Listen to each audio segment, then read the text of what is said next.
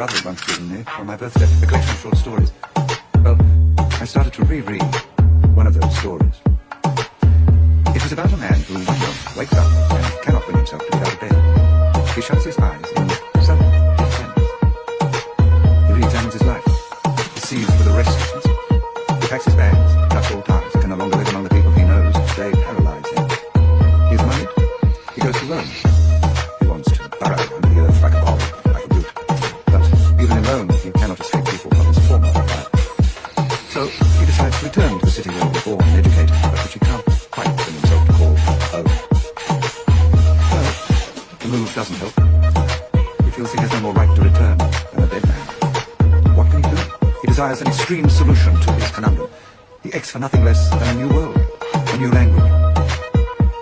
Nothing changes. Out of indifference, and because he can't think of anything better to do, he decides once more to leave his hometown, to do some hitching. A man picks him up, they ride off into the night, when bang, the car smacks into a wall. The driver dies. Our man is hospitalized, broken up. Months pass. His wounds heal. Now he wishes for life.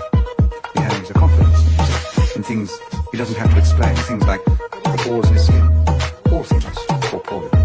He can't wait to get out of the hospital, away from the infirm and the moribund. I say unto thee, rise up and walk. None of your bones are broken. See it? When I read those words, rise up and walk, none of your bones are broken, I felt a tremendous sadness. Do you know what the opening of the story is? When a man enters his 30th year, people will not stop calling him young. 30. I've been given the book for my 30th birthday. The 30th Year by 𝘼𝙗𝙗. So, I had heard. I had been told. I knew all along, even if I didn't really know. The great true things are unsurprising. But what did I do? I carried on.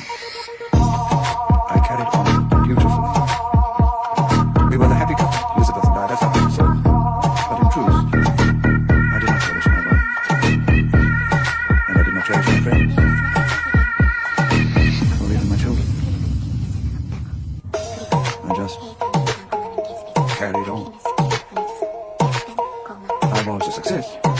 I made my way. But with each step, I cringed. I was on the back foot.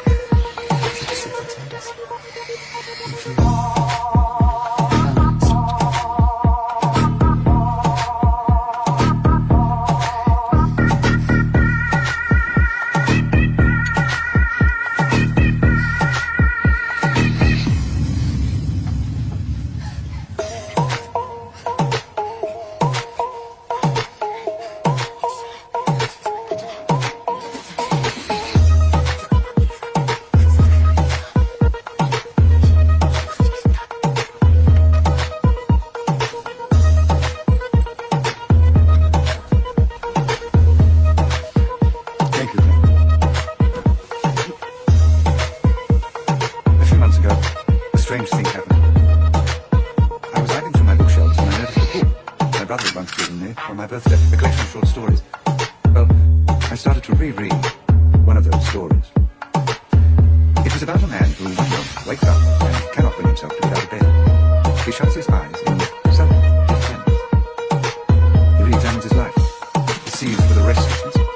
He packs his bags, cuts all ties, can no longer live among the people he knows. They paralyze him. He is moneyed. He goes to Rome. He wants to burrow under the earth like a ball, like a root. But even in Rome, he cannot escape people from his former life. So he decides to return to the city where he was born and educated, but which he can't quite bring himself to call home. Well, the move doesn't help. He feels he has no more right to return than a dead man. What can he do? desires an extreme solution to his conundrum. He aches for nothing less than a new world, a new language. Nothing changes.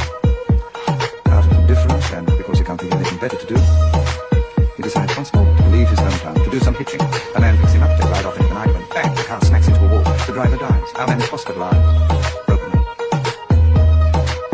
Months pass. His wounds heal. Now he wishes for life. He has a confidence in himself, in things he doesn't have to explain, things like the pores in his skin. All things corporeal. He can't wait to get out of the hospital, away from the infirm and the moribund. I say unto thee, rise up and walk. None of your bones are broken. See it? When I read those words, rise up and walk, none of your bones are broken, I felt a tremendous sadness. Do you know what the opening of the story is? When a man enters his 30th year, people will not stop calling him young. 30. I've been given the book for my 30th birthday. The 30th year by 𝑘𝐼𝐻. So, I had heard. I had been told. I knew all along, even if I didn't really know. The great true thing